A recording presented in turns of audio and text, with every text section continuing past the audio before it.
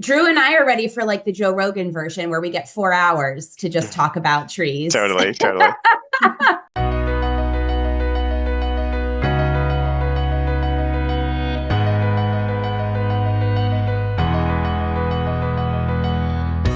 Welcome, everyone, to the August 2026 edition of The Impact, a sustainable CT podcast for your edification, your enlightenment, and your entertainment, too. I'm Jim Hunt, Communications Director at Sustainable CT.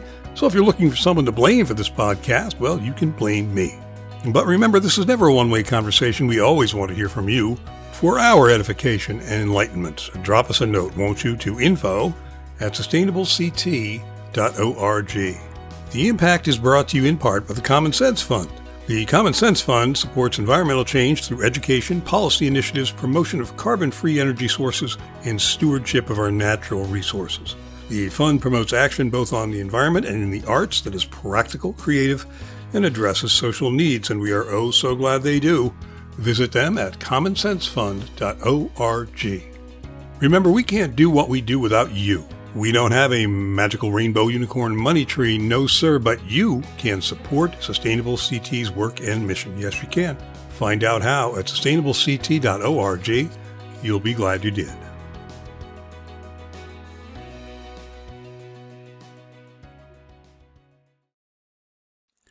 A quick word again from me before we get started. Well, it's becoming a habit, yeah?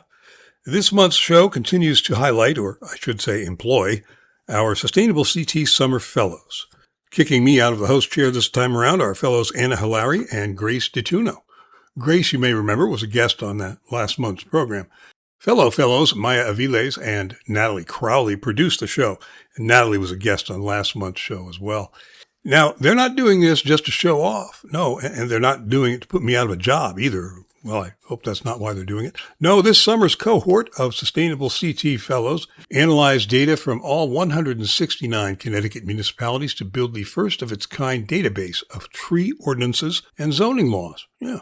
Guiding them through that process was Dr. Danica Doroski, Urban Forestry Coordinator with the Connecticut Department of Energy and Environmental Protection. That's deep to you and me.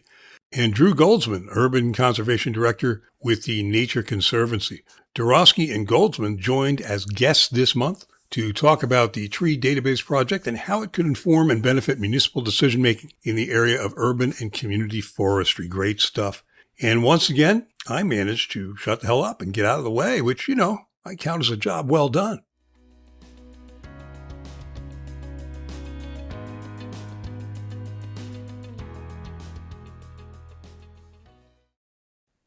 Hello, everyone, and welcome to the August edition of The Impact. My name is Anna, and I'll be co-hosting today's episode with Grace. As part of our work as 2026 Sustainable CT Fellows, we spent the summer researching Connecticut tree regulations, and we're excited to share more about the project with you today. In this episode, we'll be discussing our summer-long project exploring Connecticut tree regulations, including why these policies matter and what we've learned through our research. We're so excited to be joined by a guest who helped guide this project, Danica Doroski, Urban Forestry Coordinator with the Connecticut Department of Energy and Environmental Protection, also known as DEEP. Danica, thank you so much for joining us today, and welcome to The Impact. Thanks for having me. So we noticed you have extensive background in urban forestry. Can you walk the listeners how you landed your roles at the Department of Energy and Environmental Protection? Sure. So I'm actually a forest ecologist by training. I did spend most of my early career in very rural, very remote environments. And love ecology, love trees, love understanding how systems work, but also really love people. And so I found urban forestry because it was a space where I could take my love of ecology and really apply it with my love of communities, and particularly the way different communities interact with nature and with the trees and natural world in their communities. So I started working in urban ecology, urban forestry over a decade ago, and since then have had positions that have spanned municipal government. I work for the state government now. I worked in research and academia, and I've worked in the nonprofit space. And my current role really lets me bring all of that together, where we're trying to work with municipalities and nonprofits and try and bring data-informed urban forest management to the stakeholders that we work with. That's great, Danica. And we're also joined by Drew Goldsman. He works at the Nature Conservancy. And if you want to share a little bit about your background too, that'd be great. Sure. Hi, everybody. My name's Drew Goldsman. I'm the Urban Conservation Director here at the Connecticut chapter of the Nature Conservancy. I have had the good fortune of managing our urban conservation program for about a decade now, in which we're seeking opportunities to leverage the power of nature and natural resources to address critical infrastructure challenges, particularly in communities that have experienced disproportionate impacts of climate change and other environmental hazards. And so we spend a lot of time thinking and focusing on the ways in which nature can address stormwater and help to improve water quality and flood resilience, and then ways in which trees in particular, as a form of nature-based solutions, can first and foremost address the extreme heat conditions, the urban heat island effect, as well as the suite of other amazing co-benefits that trees provide, like improvements in mental health and other human health benefits and biodiversity and all the other amazing things. So yeah, maybe I can stop there. Yeah, that sounds so amazing. Relating, I guess, to our fellows project, do you want to explain how TNC and DEEP developed the project that we're doing this summer? DEEP, Department of Energy and Environmental Protection, and the Urban Forestry's program investment in tree ordinances actually started a ways before this project with the Sustainable CT Fellows. We are a technical and financial assistance program, and part of the technical assistance that we provide is not just about how to plant trees or where to plant trees or what species to plant, but also how to develop tree policies that will maximize canopy benefits, all of those fantastic benefits that Drew was just speaking to. And so we had a lot of municipalities reaching out to us for guidance on developing new tree ordinances or revising existing ordinances.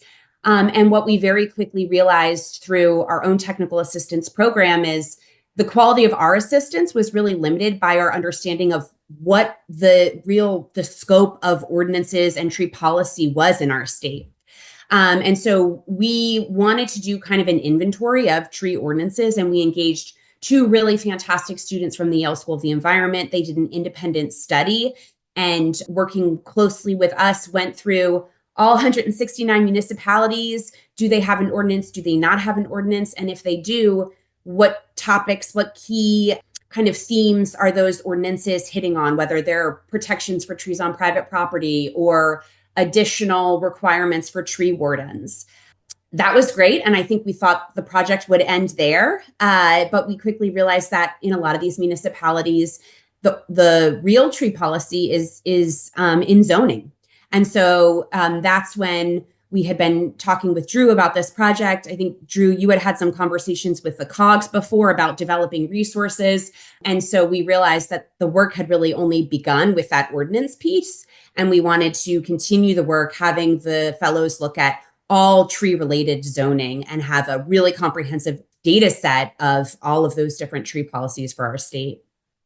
Yeah, and I can just add, I mean, the role of the Nature Conservancy on this project has really been to the best of our abilities, kind of connect some dots and do some convening and try to just kind of help move, in this case, this project along. So I'll say more about what that means, which is that, so the work that the Nature Conservancy is supporting right now that's most directly tied to this project relates to what we call our Connecticut Urban Forest Network project, a project that we're working very closely with Danica's team at DEEP, as well as with Sustainable Connecticut in a number of different ways on operationalizing. And this project takes at its core kind of an understanding that while in Connecticut we have 169 towns doing incredible things around in many different sectors, we often are pretty fragmented in the way that we go about managing our individual challenges and opportunities, and that we're not often as kind of cross-pollinating and sharing those learnings as much as we can. And this goes across many different kind of sectors and areas, but definitely when it comes to urban forestry, that's something that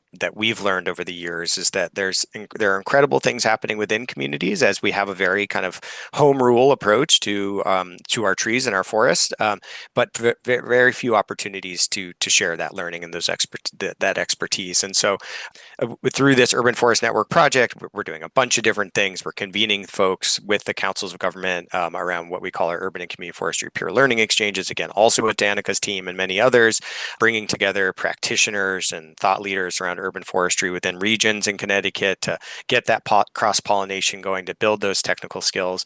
We're developing a series of video vignettes to showcase these local success stories and really amplify that good work that's happening and create a greater sense of kind of collective identity around urban forestry.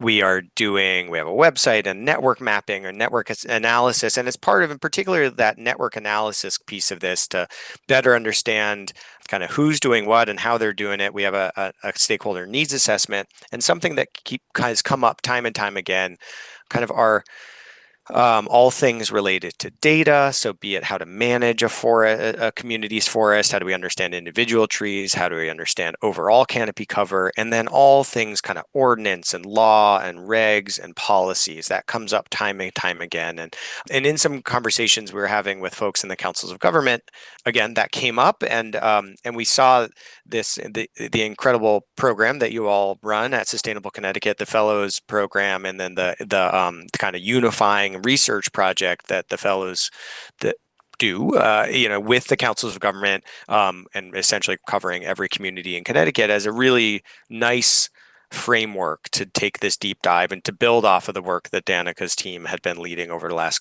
year plus. And so I feel like our role here was kind of seeing this need and seeing this opportunity of some capacity, some incredible capacity that the Sustainable Connecticut Fellows bring to this, and a really useful model and approach, again, that's kind of been done in years past for other types of ordinances, and it seemed like a really nice approach. I should say I'm an urban planner by training, and so all things zoning is just also really meaningful and important in my mind, and so I think it's exciting to be able to take this deep dive. And again, I think it's this kind of blessing and a curse that we have of, it is the reality of a forest, is that it is individual trees, and our individual trees are managed by property owners and municipalities. And there's really no way around that. We can come up with all the best kind of statewide programs, and Danica and your team are doing incredible things to help kind of, kind of level the playing field in a lot of ways and provide funding opportunities. But when it comes down to it, it really rests on local codes in a lot of ways, particularly for protection and new developments. And I know there's much more to it than that, but those are big areas that we've been excited to see that there are some good precedents out there that communities can be drawing on. And I think that this exercise really helped identify, good and bad, a lot of the gaps that exist that we knew about, but now it's just very officially, very, very thoroughly cataloged. So very excited. Yeah, and I'll just add really quickly to what Drew already shared, that, one of the early requests we had been hearing was like, what is a model tree ordinance? And we hear that time and time again, that communities are just looking for like the gold standard. And the reality is that there is no gold standard. Every community is different. Every community's trees are different. Their needs are going to be different. And so, very much on par with this whole peer learning exchange and, building synergies between communities is this idea of being able to share the breadth of what different municipalities have done, so that communities aren't comparing themselves to some gold standard. They're comparing themselves with other similar municipalities and reaching out to those municipalities to say, hey, I see you have XY protection. We're interested in doing that. How has that worked out for you? And that's something that we haven't really been able to facilitate, that information exchange, absent of this data set. Yeah, both of you guys mentioned the collaboration. That's a really important aspect of building this data set. So how do you see Connecticut paving the way, or should I say planting the routes, for tree protections in New England, Northeast, or all across the country? Well, I think we're the first state. So I didn't introduce myself and my position super well when I was introducing my background. So just to back up for a minute here, I manage a statewide technical and financial assistance program. We are a federally mandated program. Every state and territory in the U.S. has a state urban forestry program. And I converse regularly with my counterparts in other states to share what we're working on. The issues and the challenges, some are shared and some are really different. And that is an incredible network to also, again, when we're talking about peer learning, that's an incredible network to have access to. to my knowledge, we'll be the first state with a data set like this, which is very cool. I think there's a few things that, will demonstrate the impact of this data set. The first is that we're really only able to do this because of the size state we are. So I think this, our neighbors in New York, they have, 1,500 municipalities. So undertaking a data set like this could be something they do, but probably wouldn't be something they would be able to do the way we did, where it was just sort of this side project that we did with, some interns, some fellows, whatever. So I think just being able to, take a state like Connecticut that is the size it is to do a project like this is going to have a big impact. And then I think the other reason that this project will have a lot of impact is not only the data that will become available, but the way that these data were procured. Our urban forestry program in Connecticut is just 2 full-time staff positions. We have very limited capacity, so we rely a lot on our partners like at the Nature Conservancy and our Connecticut Urban Forest Council and the tree wardens.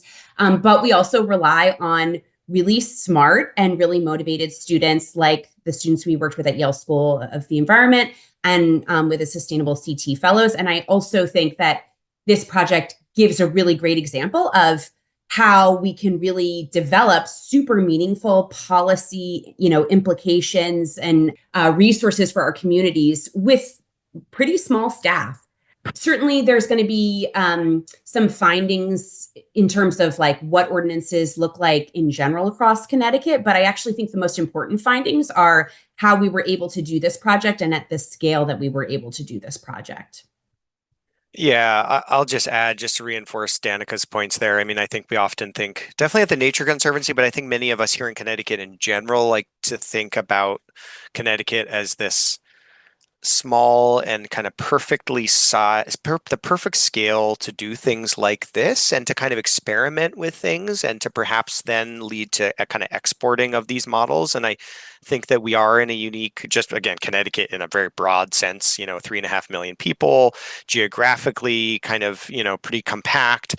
And so when there are these opportunities that are kind of manageable for us, and in this case, with the kind of infrastructure that Sustainable Connecticut has already set up in partnership with the councils of government, I think that it's just a really good example of what we can do well. I mean, to your point, Danica, right? This would be harder because of a scale issue in other places, but I think that there's something more than just that. I think there is something, it is a scale thing, but we're at a perfectly large and small enough scale to be able to do something like this. So I think that one, it's just kind of it's an exciting precedent for us to be kind of sharing with the world that this can be done. As far as we know, this hasn't been done. And this is, and it is the nature again of kind of local zoning code being so decentralized, and that this is the nature of it. I think a big part also though for me is that it finally is going to help us start to kind of answer the question of where are also the limits of kind of a policy and a kind of an ordinance zoning side of this. I think as I alluded to earlier, I think one area that I'm seeing a lot it's really highlighting is that we do, I think, rightfully use zoning and other ordinances when it comes to a lot of protection and to prevent loss of canopy, which is super critical, as well as when it comes to new developments, and as well as, kind of complete streets and other codes that relate to the public realm. But, as we all, or not, we don't all know, private existing single family homes in our communities are really where the majority of trees are, if not the majority, at least, a significant portion of our canopy. And that some of that's going to just be kind of left out of a lot of these codes, at least as they're currently written. And so I think it's comprehensive enough that it is both super insightful for what it does tell us as well as what it doesn't, or at least kind of helps answer those questions about where are those limits of code and ordinance and policy. So, but I'm excited, the Nature Conservancy, we have a presence in every other New England state and across the Northeast and across the country. And I think these are the types of models that we are excited to learn from and explore, sharing with at least definitely my colleagues, but across our broader kind of network of practitioners. And of course, as part of the Connecticut Urban Forest Network, all that we're trying to do is get more information, more skills, more technical capacity kind of out and in the hands and in the communities that need it most. And so this is going to be something that we're excited to be able to just continue to add to that kind of toolbox of resources to be able to share with folks. And as I mentioned, there's all these big questions revolves around data and data needs, and a lot of those relate to ordinance and policy as well. So I think that there's a collective effort happening right now here in Connecticut that's helping to just really set some like baseline knowledge and establish some baseline resources that so much more is going to be able to be built on. But I think right now it's been, at least in part, a big kind of foundation setting component, and this goes a long way to getting us there. Yeah, that's great. I feel like Connecticut is the perfect scale to kind of do these projects. It's also good, I guess, to kind of for like other smaller states to look at too, or even regions within larger states to mimic or base their own inventories off of. Yeah. And I think, Drew, you just made me think of something else, which is that also the important role that just states in general play in this type of work. We're not the first organizations to be looking into ordinance and policies. In fact, the Arbor Day Foundation, which is a huge national nonprofit, developed this awesome tree ordinance builder tool earlier this year. But the reality is that tree ordinances are very much informed by state laws and state statutes. And we in Connecticut are very unique in that we have mandated tree wardens for every municipality. That's, an ordinance minimum in a lot of other states is just to have someone like a tree warden. So just to have an ordinance only so you have that person that has care and control over trees on public land. And we already have that in Connecticut. So I think that, again, that's another reason, not just Connecticut as a state, but just states as a geography do play a really important role in this space, because we have that, knowledge of state statutes. But again, if you're zooming in any further, like the local municipality, they're just not going to have the capacity to be doing this broad investigation that we are able to do. Yeah, for sure. Looking into a broader scope, though, can you guys explain how healthy urban forests support other sustainability goals beyond increasing tree canopy? Yeah, so as I mentioned earlier, I think kind of from our perspective, the driving force behind our commitment to expanding tree canopy and ensuring that all communities have enough trees is centered on the role that trees play in mitigating extreme temperatures. So that, there are a plethora of, call them ecosystem services or co-benefits that trees provide. And we are eager to communicate that, and kind of quantify those benefits. But really, we do also think it's important to start with kind of that central goal of addressing the urban heat island effect. The number one climate related cause of death globally is heat, and it's only going to get worse and worse. And as our listeners may be familiar, our trees are not evenly distributed across our communities in Connecticut. We'll often be celebrated for having some of the highest urban forest cover in the country at 60-ish% or so. We're ranked generally first or second. But of course, that's because we have a largely suburbanized state. And many of those communities, or all of those communities, really are kind of based on census designation are considered urban, and therefore we look like we have this incredibly robust urban forest cover, which in many communities we do, and many others yet, of course, unfortunately, we do not. And so if, in Connecticut, we have a goal of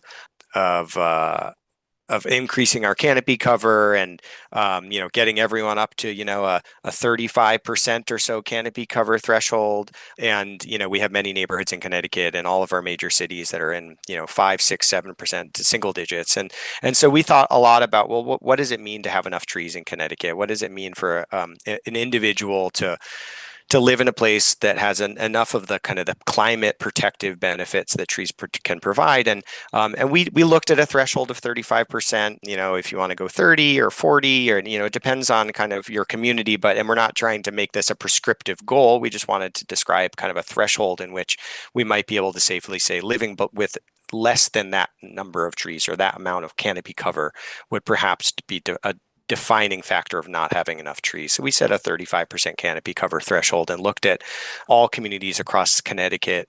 And that comes out to about 1.1 million people in Connecticut who live in an area with less than 35% canopy cover.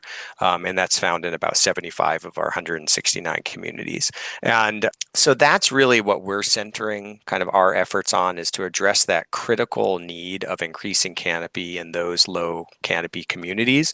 In addition to the methods in which trees reduce heat are amazing and complex. They are largely related to creating shade and direct, absorption of solar rays, as well as through evapotranspiration or evaporative cooling, and those are just incredible processes that are tried and true and scientifically proven, and are just really, there's an incredible amount of evidence that demonstrates the power of trees and green space to address those extreme heat moments.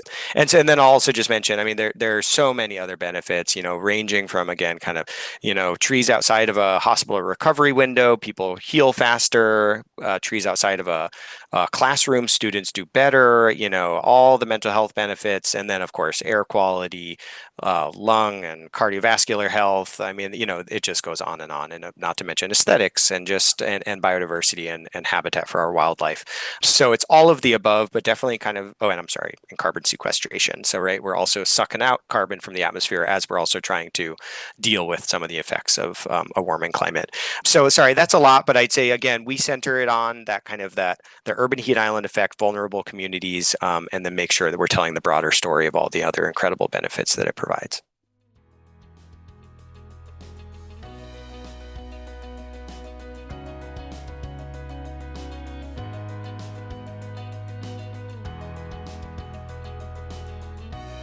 We'll return to our program in just a moment. You've been listening to The Impact, a Sustainable CT podcast.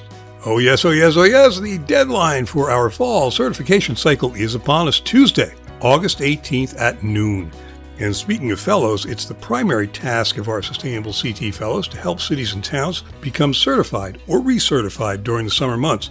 So let us know how they did, yeah? Did they get you over the finish line? If you have any last-minute questions or need help uploading documents or anything like that, drop us a note at info@sustainablecT.org. You can do this. And we'll see you all at our 2026 awards celebration in November.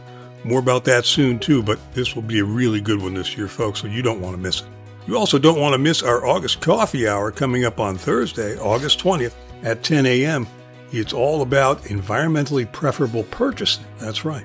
The Connecticut Department of Administrative Services, DAS, Procurement Division, supports sustainable purchasing through its Environmentally Preferable Purchasing Program, EPP. The program helps state agencies, municipalities, political subdivisions, and nonprofits use the state's buying power to choose products and services that are better for the environment. DAS's Sustainability Manager, Ryan Ensling, will discuss the process of establishing a new policy around EPP, their updated website, and future planning. So reheat that Java in the microwave and join us on Thursday, August 20th at 10 a.m. Register at where else? sustainablecT.org. Okay, it's time for me to go back to my beach chair. Let the fellows do their thing. Thank you. And I almost sort of always hate answering this question because it is such a long list of benefits that trees can provide. And sometimes it's really hard. I actually cherry pick my examples based on my audience.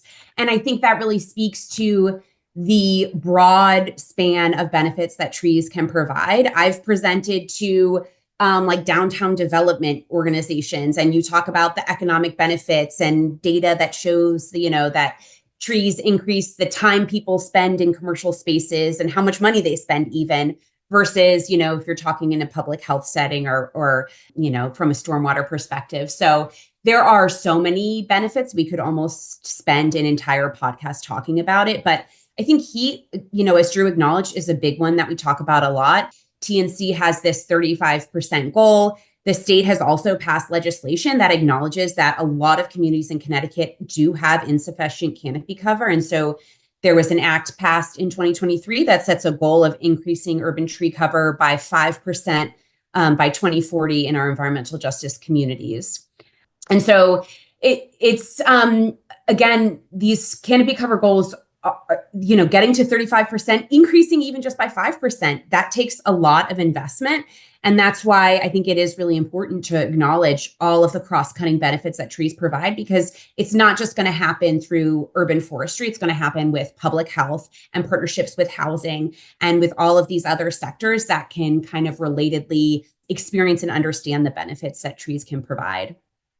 And if I can just add to that, something Danica, a point you just made there, Danica, that I just want to build off of is the challenges of increasing canopy. I mean, it is like that's that's a wonderful problem to have, of not increasing canopy fast enough, because what we're really wrestling with now is loss of canopy, and really trying to stave off the decrease in canopy that we're seeing in a lot of communities, and not to say that it's across the board, but a lot of our communities. And to kind of circle us back, I guess, to the fellows project, research project for the summer, is, again, I think our ordinances do a lot of different things, and some don't have enough, and all those things. But a lot of what they do is often looking at or seeking to protect existing trees.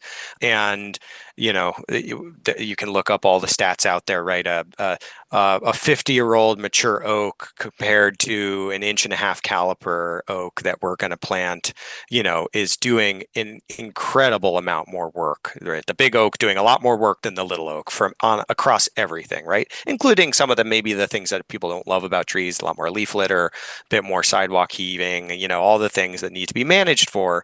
But really, we need to protect our existing canopy, which again exists in many different ownership in a lot of different ways.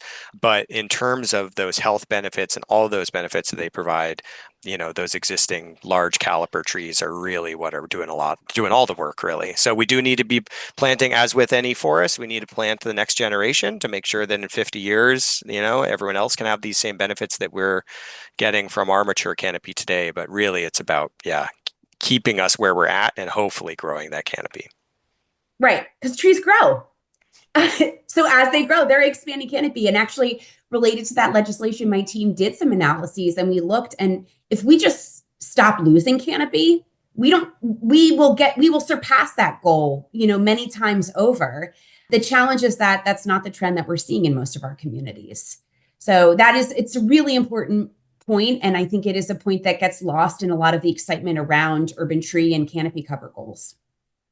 Both of you guys really bring up some essential points that maybe a lot of us might not understand, the listeners might have never known about beforehand. So you mentioned a lot about setting these goals for increasing tree canopy cover or preserving it. So what are some things that you believe that need to change in order to really achieve these goals within the next 10, 15, 20 years? Well, I'll just start by saying, ordinance and policy, as Drew already alluded to, this is a huge piece. And it's worth mentioning that tree policies and ordinances can get passed without any funding, and can change. And we are in a time right now where funding for this type of urban forestry work is limited. So I think that is a really important aspect of urban forest management that we should be leaning into at this point in time. But, this is an easy one for me. It's tree maintenance and investment in proactive pruning throughout a tree's life cycle. And this is important not only for the reasons that Drew mentioned about, those larger statured, those existing trees providing disproportionately more benefits than newly planted trees, but also because a big piece of urban and community forestry is community buy-in. And we work in a lot of communities where people don't want trees because they see trees that have been poorly managed, poorly maintained, that cause property damage, that, cause electrical outages and cause people to have really negative perceptions around trees. So investing in the maintenance of trees isn't just about, that tree's health. It's also about the overall health and perceptions of trees in our community and in our state, so that people are encouraged to plant trees and to invest in urban forestry initiatives. Love that. I'm going to add a slightly kind of different angle to it, which is, I think we have a critical need, and there's a real opportunity to better manage our public trees. So I guess I'm going to start from that perspective. I think that there's a lot of important ways in which we need to better manage our privately owned trees, but that's tricky. And it's like a lot of people have a lot of Norway maples in their backyards, which we also don't love that much. A lot of invasives are some of these trees. So I don't want to oversimplify that. There's a lot that needs to happen on private land, but I think in particular when it comes to public land, and that particularly being kind of larger public open spaces, and then the right of way, so the sidewalks and the roadways, that there's a huge amount of need for sure in those areas. And it's an area in which a municipality has literally ownership over those lands and a lot of control and ability to manage those. And so I'm going to point to, though, the need for inventories as kind of a tool. And I think Danica kind of alluded to it there from a maintenance perspective. And I think inventories do two things for us. And inventories, I should say, kind of an urban forest inventory, which is really just, a or a computer-based map with individual points for all the individual trees in a place, in a community, all the street trees, all the park trees, whatever it might be. And I think that I've really kind of come around to inventories because I think they do many things, but they do two things I think particularly well. From the community side, as Danica just described it, they are this critical tool, I think, in helping engage residents in getting to know their trees. To very simply put, like, we're doing an inventory on your block. We literally want to come out and like get to know that tree in front of your house. What kind of tree is it? How old is it? What is its health? How is it doing? A lot of our trees we planted 10, 20, 50, 100 years ago and never really returned to in a lot of our communities. So kind of what's its status? How's it doing? Come community members, let's get to know our trees in our neighborhood. So I think there's one part from an engagement side of it that helps to hopefully address some of those negative feelings that folks have around trees, because a lot of those are super reasonable, rational feelings that people have. If you lived there's a street tree that just keeps dropping branches on your car, I mean, right, you're not going to want to be around that tree. So I think there's one side of an inventory that provides this very grassroots level of engagement with residents and getting people out. Literally, can you come out and help us put a new point on this map? So it's just about like having an impact on the landscape. And then equally important, I think, on a very other kind of maybe other end of a type of spectrum, is that they speak the language of asset managers. And so I think a lot of our municipal staff and our public works directors and mayors and others are very good at thinking about assets and public infrastructure and thinking about roadways and repaving cycles and thinking about our water mains and replacement and separating our sewer systems and doing, and many of those things are highly regulated, and so they have to do those things. And trees have kind of always been in this like in between nice to have, we like trees, but like, do we need to have them? I think has been the idea of the past. I think I can safely say that your panelists today think that they are must-haves and that we need to figure out a way to manage them as such. And so having an inventory moves you from, okay, trees and they're kind of a nuisance and we got to catch up and some neighbors keep requesting them, to, okay, no, this is like an asset management kind of platform, and we can now be very proactive in thinking about management needs. And I think that moving kind of trees into that realm of like critical infrastructure is a huge need. And I think we're there in some communities, some are getting there. And that's why I think I love the power of the inventory, because it does both this super grassroots level. I keep using this phrase of just like get to know your trees. It does that at the most kind of literally down to the individual tree level. And then it helps a public works or whoever it might be director to really think about it as a system, as a full set of infrastructure that and every kind of infrastructure we need to, spend money to take care of. We need to be proactive. We need to plan. We need to invest. We need to adapt. And so hopefully by getting it kind of more centered in that realm, and I think inventories are a way to do that, it can really help us accelerate planting and stewardship and care for our existing trees. Yeah, definitely. Engagement and also funding is a really important part of kind of getting the community more involved. Based on your guys' experience with the municipalities, is there any municipalities or like practices that you've seen that are outstanding? I wouldn't necessarily go, and I don't want to lift anyone up kind of too much here in any way, or let me think about how to say it. I mean, I think there's a lot of incredible things happening, maybe kind of full stop there. There are some really interesting, innovative approaches to managing a community's trees happening in communities across Connecticut. And again, I think part of the challenge is then that we just don't have a lot of venues and spaces to learn from one another. So again, I think that's where there's been a bit of a gap in some of the work that we're contributing to foster some of those connections. there's really neat stuff happening, and we've been doing a bunch of work and kind of supporting some of the grants that Danica's team supported in, for example, in Waterbury, where there's this kind of really somewhat informal network of community-based organizations supported and in part led by Nest, which is a housing organization in Waterbury, and they're coming at it from like housing and community development. They're coming at it from a perspective of like, we are here to foster healthy communities and help people live in healthy homes. And like they came upon urban forestry and trees kind of that way. And they discovered that like, okay, they actually need to be thinking about like in how to invest in the neighborhood's trees as well.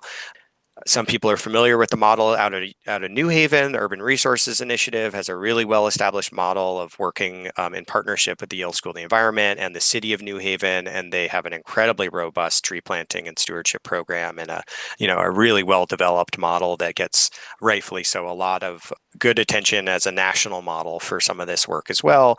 And then, but again, there's just, we've been doing a lot of work in New London recently as well, and you have a couple of folks who are just spearheading great change in their community. And in that case, there's an organization called New London Trees, which has a partnership or a relationship with the Connecticut College Arboretum. And there's just like a ton of different approaches and models to it. So I want to celebrate all the incredible work that's happening in communities across Connecticut and really give people credit for having to in many ways kind of step in to help manage, again, public infrastructure. I mean, I think that is kind of what's so neat and beautiful about all these community-based efforts is like, I mean, imagine if there was the equivalent for, I don't know, right, our utility lines or something like super mundane seeming, like unrelated to how we all live in our communities, and that people were coming around and organizing around and trying to get more of or do better or fix or something. And so I think that's just something that's so neat about kind of all things trees in our communities is that it is bringing people together, again, to get to know a tree on their street or to think about their overall forest. A lot of the time people get involved in urban forestry work in their community when a bunch of trees come down, be it a utility took a bunch of trees down or a municipality or a private property owner. And that really energizes people. So I think it's also just about finding those moments where people are energized and want to get involved and engaged. But lots of good work happening in communities across the state. I'll stop there. Yeah, no, completely agree. It's hard to pick out just a few. And I love the examples you provided. And I think one thing that makes all three of the examples you provided such, inspirational case studies is that they're all very community driven and community centered approaches. And that's, one thing we always try and drive home about urban and community forestry is that it's just about as much about the people as it is about the trees. And the urban forestry initiatives that we see that have the greatest impact really reflect the needs and the desires of that local community. And the community was really embedded in all aspects of the project implementation. Just like, the theme of the day, every municipality is different. And so ordinances, policies need to be different. And the way that they develop these urban forestry initiatives needs to be really different. And we've seen so many great different models. Waterbury and New London are two examples, I think, that are also really exciting for us because these are somewhat new, evolving, emerging kind of capacity building groups. And Urban Resources Initiative is incredible and has been, such an important actor in this space. But if we're going to accomplish, TNC's 35% goal or the state's 5% increase, we can't just be planting trees in New Haven. We need to be thinking about building capacity, building community involvement, and building interest in this space all across our state. So it's great to have those examples of these really grassroots, kind of early in, startup stages, low capacity, kind of low initial investment, doing a really impactful work in their communities. You guys brought up some really awesome examples. As the fellow at MVCOG based out of Waterbury, the Nest project is a really great example that we're really prideful and it's really been an example for a lot of other things other than even tree canopy being a model way to build forward and build sustainably. So we want to thank you so much for joining us today and sharing your insights on Connecticut tree regulations. Really appreciate your insights and time to speak with us and helping guide our summer project, which we're so excited to present to you guys very soon. Yeah, it was great learning about the importance of these regulations, the work happening across Connecticut, and the opportunities to strengthen local tree policies in the future. Well, thanks for having us, and thanks for all the hard work you have put in this summer. Yeah, it was a pleasure. Thank you again so much for everything you've done this summer. Thank you for having us. This has been a pleasure. And yeah, thank you again so much. Looking forward to the final presentation. Drew and I are ready for like the Joe Rogan version where we get 4 hours to just talk about trees. Totally. I know, this is just the opening, right? I know. I'm like ready to keep going. Totally. Thanks for having us. Okay. Thank you. Thanks.